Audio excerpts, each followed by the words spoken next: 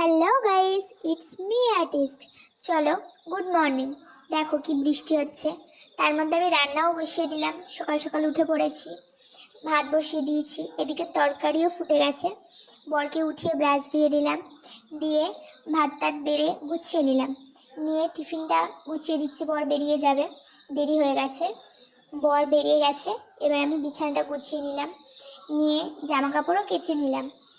বাইরে খুব বৃষ্টি, জামা কাপড় মেলে দিলাম, দিয়ে আমি গেলাম স্নান করতে। স্নান করে এসে খিদে পেয়ে গেছিলো, তাই একটু মুড়ি মেখে খেয়ে নিলাম। তারপর শুয়ে ফোন দেখছিলাম, দেখো আমাকে কি কামড়ে দিয়েছে। তারপর বিকেলে ঘুম থেকে উঠে ভাতও খেয়ে নিলাম। এবার সন্ধ্যাবেলা হচ্ছি রেডি, কারণ যাবো একটু ওই বাড়ি, কালকে পুজো আছে।